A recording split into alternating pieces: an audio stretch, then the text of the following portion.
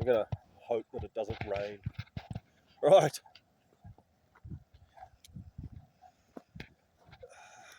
When you go fencing, what I've done, just K's. I'm doing like there's a major section over there that I'm doing at the moment on one of the highways.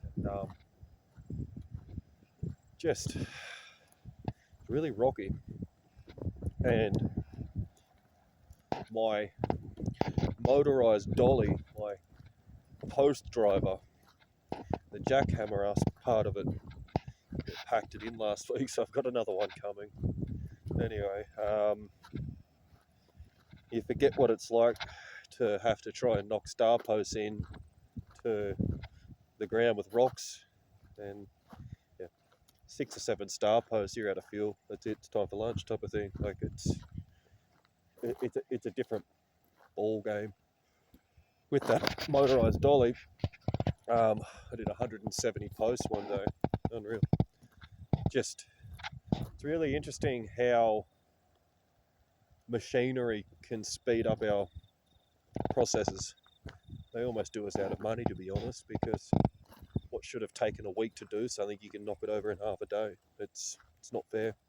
Anyway, it is what it is. With that, when you're on your feet all day, this is something I'm sort of like struggling with. It's just, it happens a lot when you're out fencing. You're on your feet all day. Kind of like it's mountain country. Sometimes you're walking through half a foot of water. It's typically 4 foot of grass. But when you've got rocks under feet as well, you've got to be consciously aware of every step because you don't want to roll your ankle. But I can understand why some people get home and have a 6-pack of beer at night. You're that wound up and sore from working that hard all day that you've got to settle down. And so I now, like, yeah, that's why they have a few beers, just to try and settle in so they can have dinner and relax and then go to bed. It happens to me sort of like maybe twice a week at the moment. It takes me an hour and a half to wind down after a big day fencing. And I got a foot massager and I got to sit there and like it's right on the balls of your feet and on the outer parts of your feet. And once you've massaged them in, you've got to put your legs up for half an hour and like dissipate it throughout your entire body and relax. And sort of, I've relaxed now and I'm taking the cats and the dogs for a walk. I don't think the cats would know what to do if they didn't go for a walk. Anyway, after you relax, like it's not a bad thing to go for a steady walk just to relax back into your body. But, this morning, it doesn't matter how skilled you are, barbed wire will catch you out. And this high tensile shit that I'm dealing with at the moment, it just raises. Anyway, I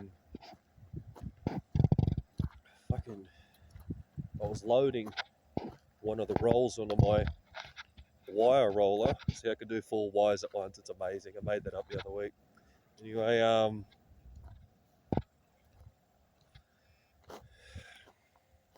misangled it, and I even had rigger's gloves on. The wire, it went through my glove, and it literally tore my flesh.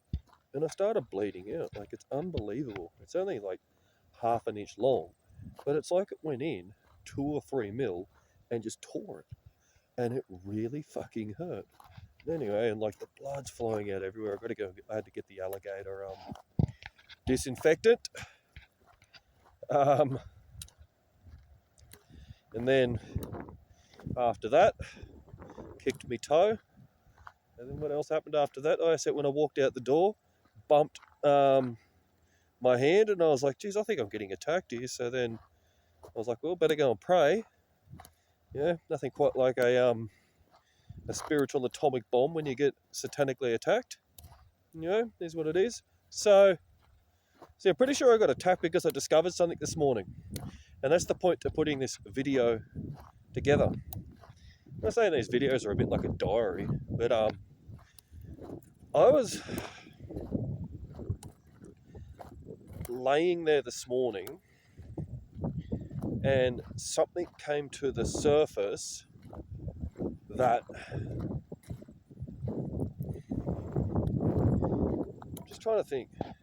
I've got something else I want to tell you before I get to the point of the video. Look, I'm going to tell you the other thing. Over the past week, it's wet. Look, yesterday, I discovered some farmer overalls for wet weather, plus proper lightweight rain gear. Like when you go out on the quad bikes and whatnot, you're riding over 4-foot grass. It's like a hovercraft. It's in the seed. Like it takes 2.5 hours to get around the farm, and you've got to clean the entire vehicle out because the grass seed just fills everything up. Anyway, so I've got mud boots. It hit me that if I don't get wet weather gear, so we're constantly adapting at the moment. It's really interesting how it's sink or swim. And the only way to keep swimming is you've got to adapt. Anyway, up at the other property I look after at Sydney, it's just as bad up there. And the grass still doesn't stop growing. It's unbelievable. So it gives me time to back off from my irrigation work, thank goodness. But it's presenting other infrastructure issues where maintenance has come to the fore at the moment, trying to just make sure that things don't fall apart. That's just what happens when you have so much water. Anyway, so at the moment, my thoughts have been, I hate stinking animals, and I don't want stinking animals inside stinking the house out. Just the idea of it, just, look, I can cope with cats. So I was like, cool, I got some, lovely lounge covers for the cats so that the cats can sit on the lounge and whatever hair or whatever, I can just brush it off and it's all good, but it doesn't get into the lounge fabric. Also, because he likes coming for a walk but he gets lazy sometimes, I bought a baby sling so I can carry. Anyway, back to it. So where my head's really been at is, and like it's really been there, is I've been thinking about ideas and I was like, what if I got pallets and put carpet on them and then got mattresses and put them on the pallets to get the dogs off the ground?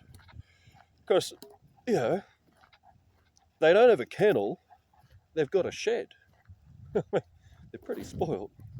I'm like, I want to get them off the floor because it's so damp at the moment that what we're adapting to at present is how to stay dry and not rot, essentially. And with the pets, because their house is the only damp-proof place where they're at, if I don't get the bedding up off the floor, you've got a flea and a tick cushion, all the rest of it. And like, even though you deal with that, the dry dirt in there is causing a problem where, everything's going in to get shelter there. So air and water, you want to keep it aerated, you want to keep it off the ground, you want to allow it to dry.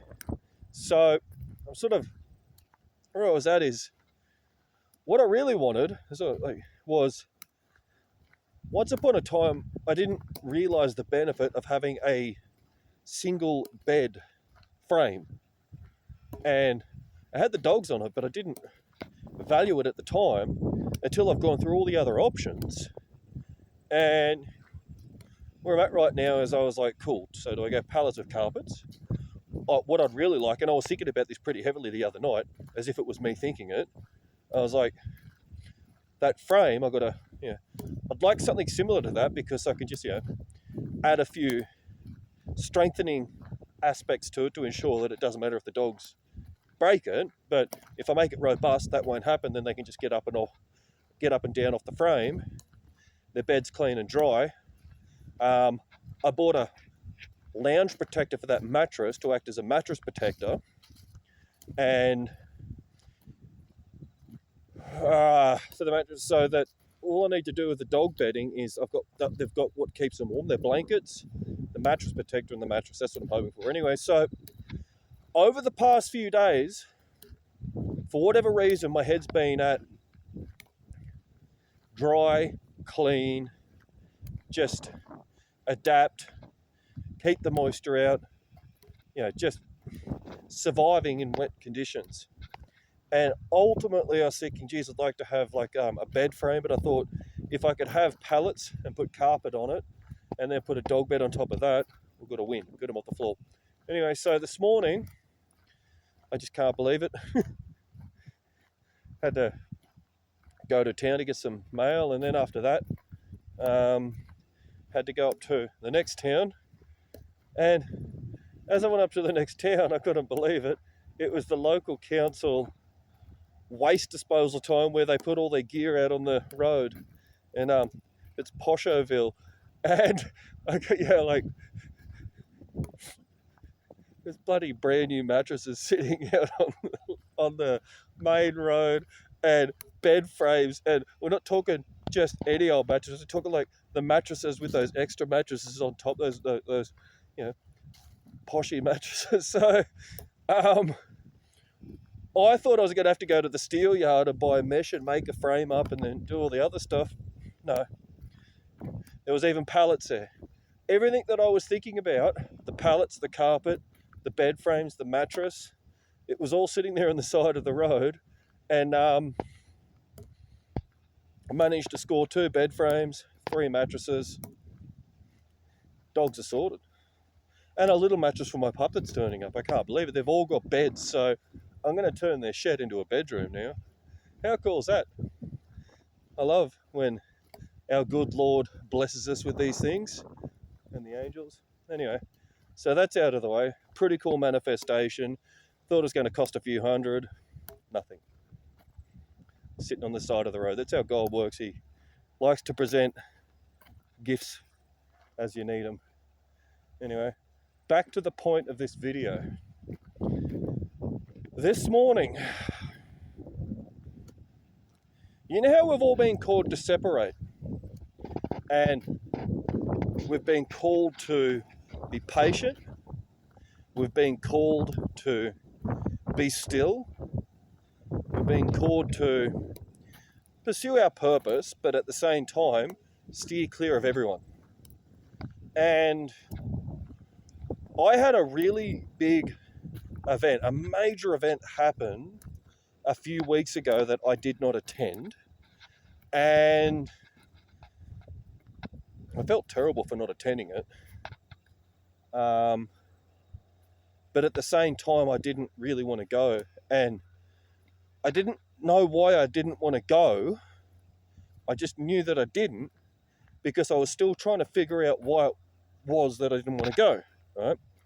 And the thing is, after this event, the very next day, it's like all the spiritual warfare that I was dealing with just stopped. It's just interesting, isn't it? Anyway, so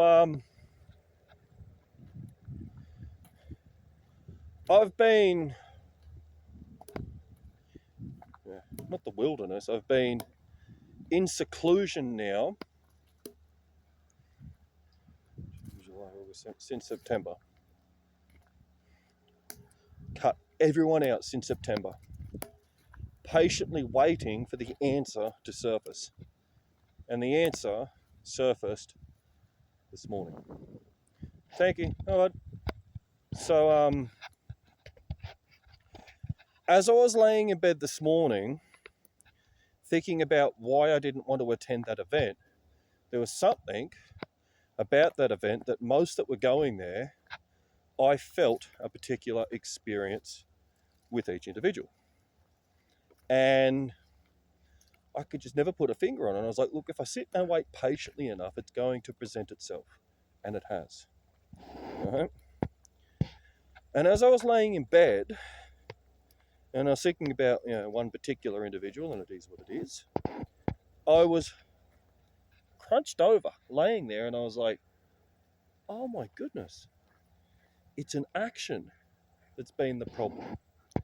but the action, so let's call it low-key hate. You know when people throw shade, when they throw low-key hate, they're trying to achieve a particular result.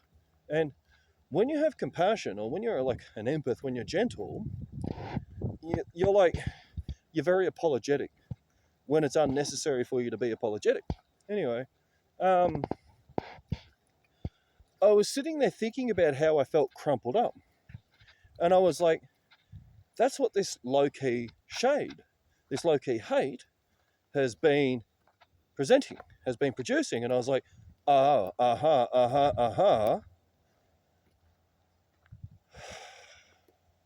haters.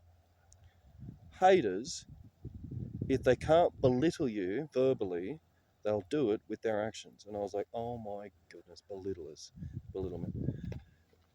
This low-key shade, this low-key hate that I'd been receiving, and I'd be receiving it by the majority of those why I didn't attend this function that I could have gone to, but I didn't. I didn't want to go there because they all want to try and box you into their mold. And how do I mean box? They want to crunch you. They want to crunch you over. And so all of a sudden I was like, oh, so the difference is like, they want to box your brilliance in. And what is your brilliance? Standing loud and proud. Or they want you to crumple over. So, and nearest and dearest are the worst for this, without even knowing it, because it's just a part of the blueprinting of what generational trauma has produced. But I needed to understand what it was, and it's an action, that I've actually got, I'm saying like aggressively irritable towards, but I've had to go on a pretty big spiritual journey to figure out what it is.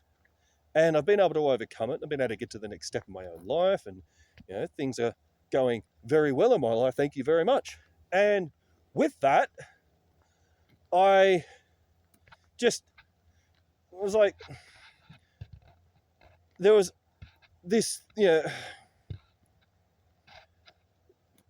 people do it without even knowing it. They will devalue your worth, or they'll try to devalue your worth in order to keep this game running that they are better than you.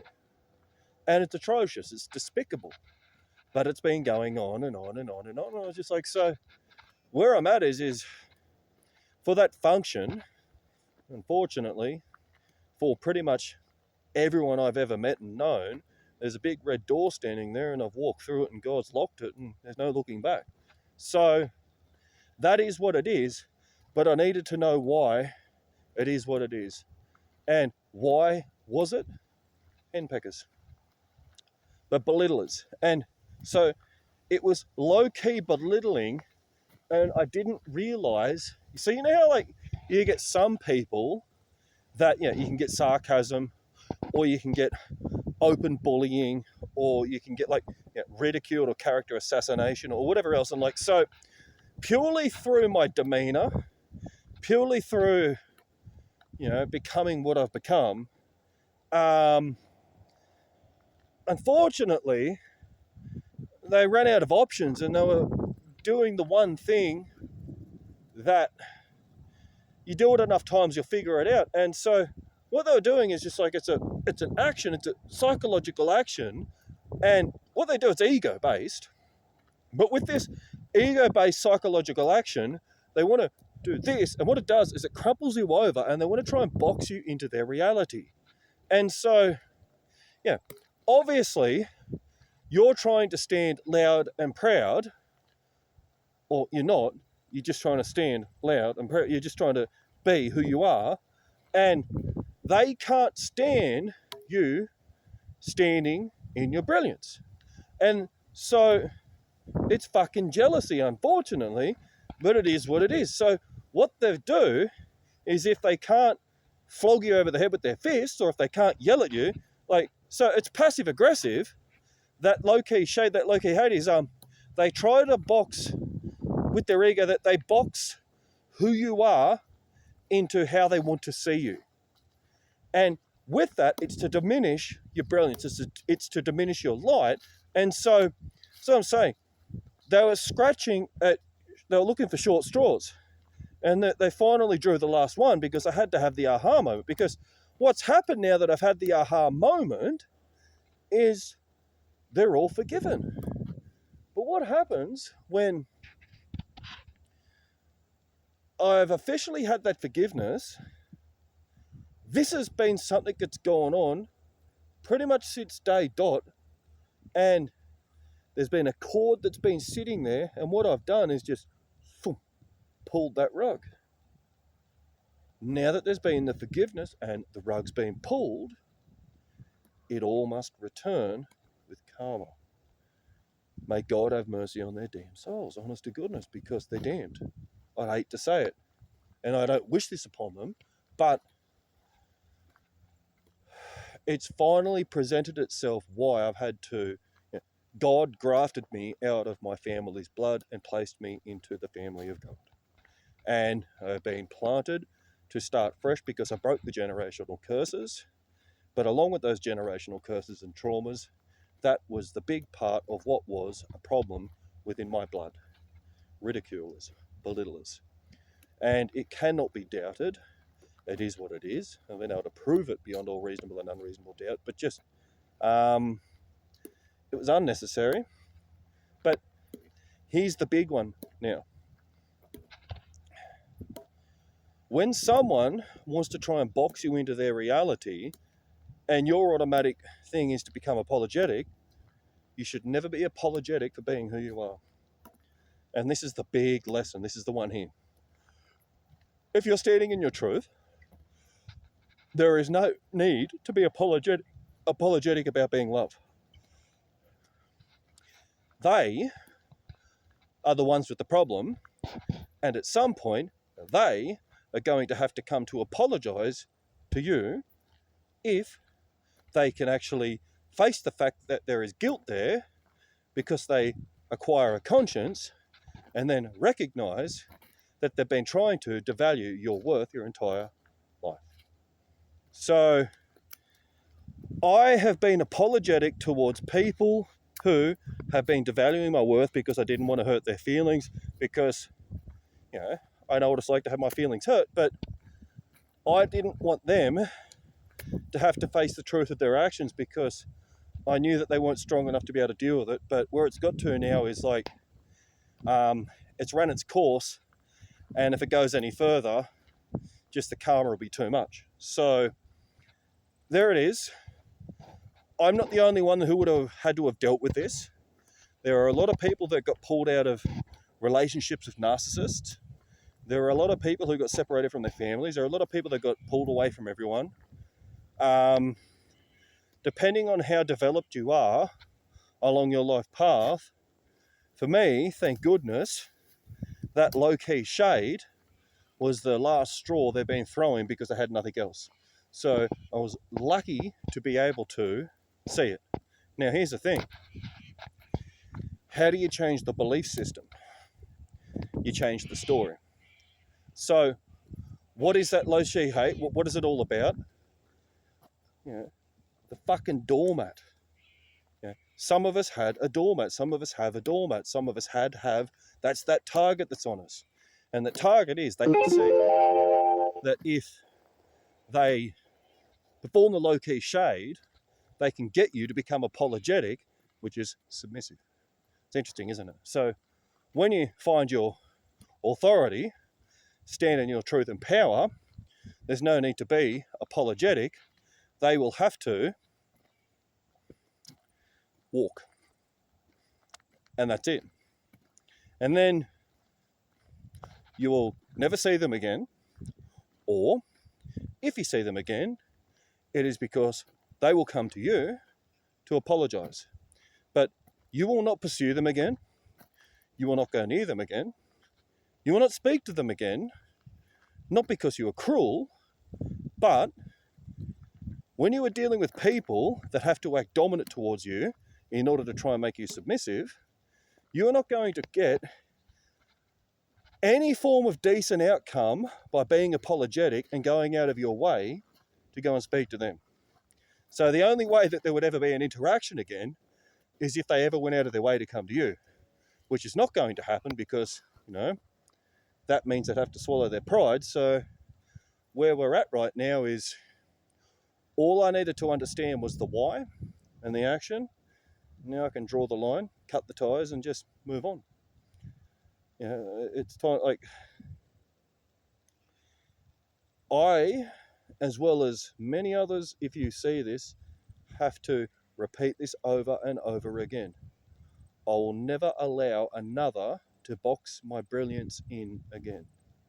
Stand tall.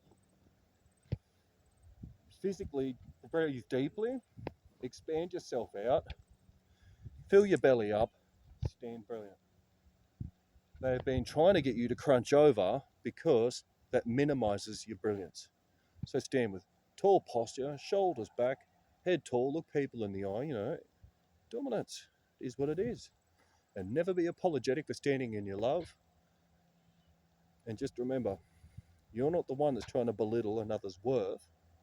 If they are trying to belittle your worth by trying to get you to crumple over and act dominant towards you, you don't need to pursue them again. The only way that interaction will ever continue again is if they come to you and apologize for the poor behavior. If they don't, that's called a lost cut, and it's between them and God. So there are many of us Christians now that are going to have to learn how to A, cut a loss, and B, appreciate that it's between them and God. And I don't think I'm the only one that's going to come to this conclusion right now. It's been belittling, but it's been understanding the method of belittling that has been used to get the acquired result that they've been trying to achieve, which essentially is them going, I will validate you so that you fit into our mold. Your mold is God's mold. Cleanliness is but next to godliness. We are virtuous. We are stepping into the fullness of our everything. You're not going to find that by trying to conform into a mold of mediocrity. So I think that part was about 10 minutes. Go back there and listen to it over again. There it is. You get crumpled over by low-key shade. Hate. Haters. Jealous people. They want to suffocate your brilliance. Don't let the snake ever do that. Never apologize for standing up for yourself when someone is trying to act dominant towards you. You have a right to stand up for yourself, and they do have no right at all to try and stamp out your brilliance. Stand tall, and the more they want to try and shine it out, stand taller until it becomes blinding, so they have to move on. Never be apologetic for being brilliant. I hope Jesus Christ bless you. The Heavenly Father sends you the most magnificent things, and I hope the Holy Spirit continues to do what the Holy Spirit does with you. I can't believe it's finally been discovered. May this bless someone, and may we now be able to get on with the rest of our lives. Amen. Have a good day. Bye for now.